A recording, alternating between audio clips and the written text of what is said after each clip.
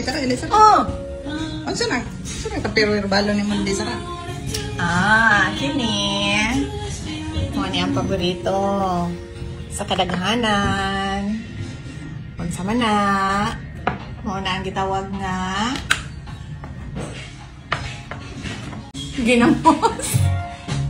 O niya, kani. Mo na ang gitawag nga pag-uong. Man. Silang duha. Paris na sa mangga. Na. Ginamos. Mangga.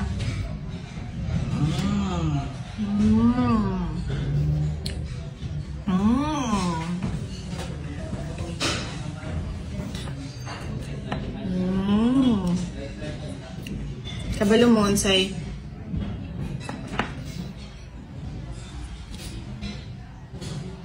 another name para sa mangga? Unsa man? Ang tawag ano niya? Mangga gamit. Mga mangga kayo. Alam mo, may reaction ako ron eh. Parinig yan ni Inday Sara, no? O, ano natin. Sino ba mga manggagamit? Ayan. Siyempre, magbigay tayo ng tip, no? Bago wag natin sagutin ng direkto. Mga manggagamit sa Pilipinas, siyempre pinangungunahan yan. Itago na lang natin na nagsisimula sa letter Marcos.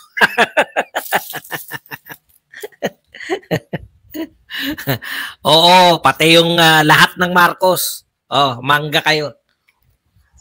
Ang sarap.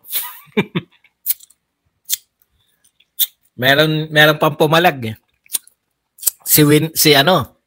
Nakalimutan ko kung si Eklabu o si ano. Sabi ang tunay daw na manggagamit yung mga Duterte kasi ginamit nila yung si Apo Lakay. Ginamit nila. Utot nyo. Kami nga wag niyong pinagbububola. Kamakailan lang yun, no? Wag tayong 2022 lang yun, no? Fresh na fresh pa po sa amin yan. No? Fresh na fresh pa po sa amin. Yung panliligaw ng magkapatid na Marcos kay Inday Sara Duterte sa Davao City. Lagi po silang nasa Davao. Kaya wag niyong babalik ta rin na hindi po nadadaan sa tokis ang katotohanan. Ang katotohanan po, no? Ang katotohanan po ay lantad na lantad. Sasabihin niyo manggagamit Duterte, utot niyo. Okay, punta na po tayo rito sa House lawmakers, yan, many salons. Ito po, balitang-balita po, no? Majority, minority salons agree. House must probe Duterte-China deal. Ayan, ha? Okay. Alam niyo po, nasobrahan na sa kapangyarihan tong mga taga-kamara. Nasobrahan po na tong kapangyarihan tong kamara. Alam niyo po, bago mag-imbestiga sa kamara at saka sa Senado, mayroon po munang mga paglabag o krimen, di ba? Merong krimen na nagawa. Halimbawa, meski po yung SMNI, may binibintang po sila sa SMNI. Ano ba yung binibintang nila sa SMNI? Na mga nagpe-fake news, di ba? Kaya meron silang pagsisimulan ng kanilang investigasyon kasi nagpapalaganap ng fake news eh. Kaya iimbestigahan nila SMNI. Ano pa ba yun sa SMNI? Sa Senado naman, may akusasyon na si Pastor Quebuloy di umano ay merong mga hinalay, no? Excuse me for the term.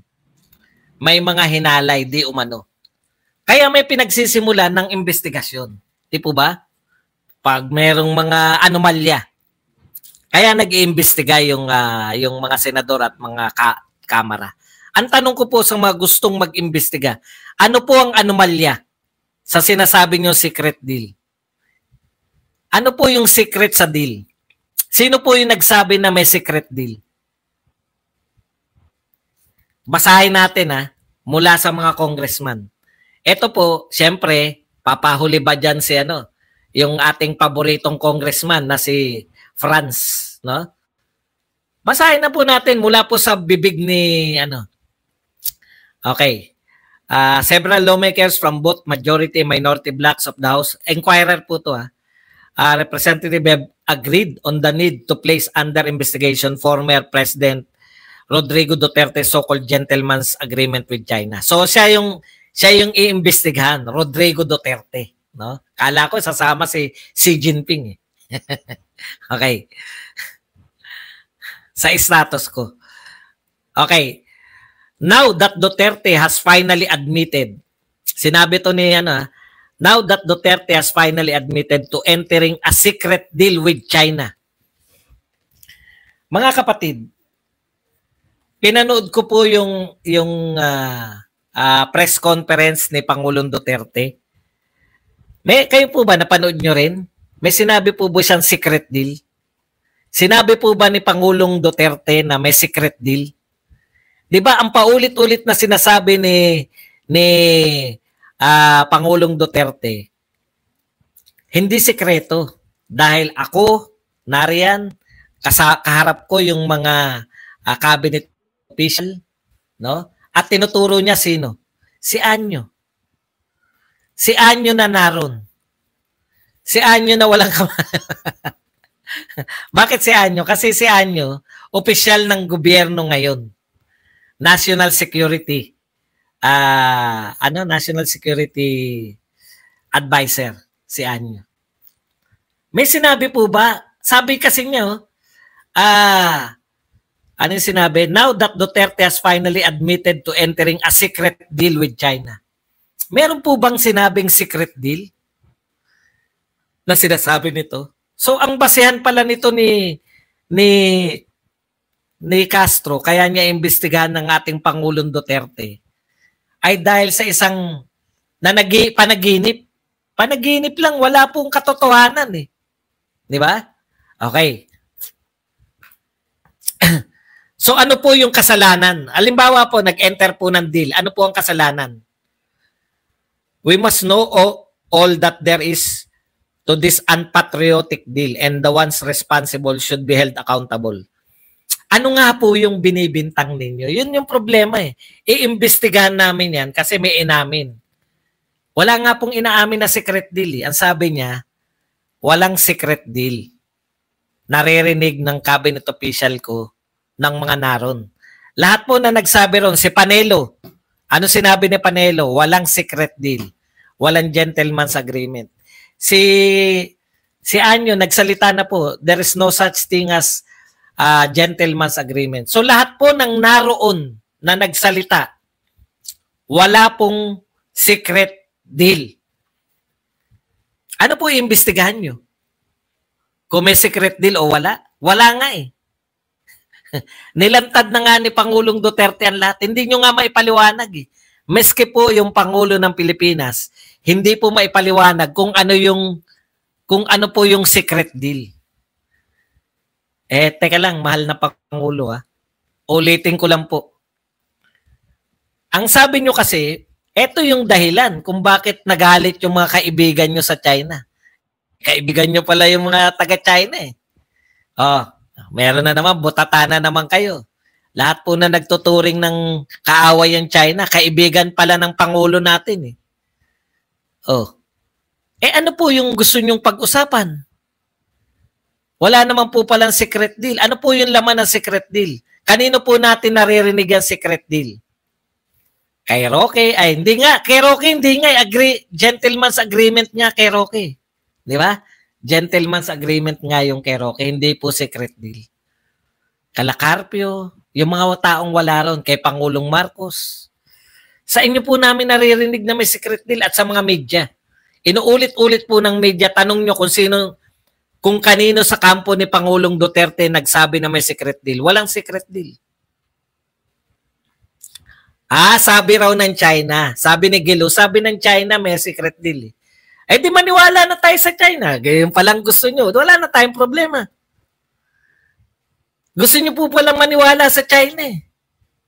Alam niyo po ba yung sinabi ng China na hindi niyo pinaniwalaan? Yung po munang hindi niyo pinaniwalaan, ha? Mr. President, ano po ang sinabi ng China na hindi niyo pinaniwalaan? Una, sinabi ng China na merong pangulo na nangako sa kanila na tatanggalin yung BRP Sierra Madre. Pinaniwalaan niyo ba yan, Mr. President, nung sinabi yan ng China? Hindi. Sabi niyo, wala kayong nalalaman na agreement between China at sa former presidents. Lahat nga, natatandaan nyo, kailan lang yung buwan pa lang nakakalipas. Di ba lahat ng pangulo, dating pangulo, tumanggi. Sabi ng mga anak ni Erap, hindi nakapag-enter yung tatay namin dyan. Sabi ni GMA, hindi ako nakapag-enter. Sabi ni Pinoy, sumalangit daw. Sa kalangitan, sinabi ni Pinoy, hindi raw siya nakipag-enter. Si Duterte, wala pong in-enter. Ang linaw na sinabi nyo nung panahon na sinabi yan, Mr. President. Ang sinabi po ninyo, kung meron mang kasunduan, pinapawalang visa ko na. Ano yun? Hindi nyo kayang ipawalang visa? Ibig sabihin, kung tama itong nagsabi, kasi hinahanap ko sino yung nagsabi ng secret deal. Maging si Roque, gentleman's agreement yung sinabi niya. In fairness kay Roque. Sino nagsabi ng secret deal? Media. Kasi binasa ko yung sinabi ng China Deal. Hindi po secret, deal. Yung nasa Manila Times, deal. Ang sabi ng China, may deal kami na bawal kayong magpasok ng construction materials.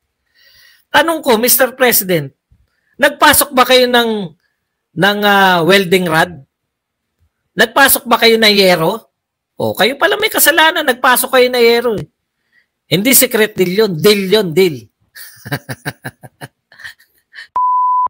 Umani naman ito ng iba't ibang reaksyon mula sa ating mga netizens. Ayon kay Lina Sisona, dapat ang bumaba dyan sa Malacanang Palace ay yung walang alam, delikado ang bansa natin dyan. Pahayag naman ni Arnold Morilla, dapat na bumaba na si Sara sa kanyang pwesto. Pansarili kapakanan ang pinaiiral nila, tumulong na lang kayo at magkaisa. At ito naman ang saloobin mula sa ating kababayan na si Lerio Escape, yan lang ang ibabato nila para mawala ang isyu sa Pulvoron at sa Kulimbat sa Kaban na Bayan. Mga kababayan, feel free to comment below para maglabas ng saloobin sa balitang ito.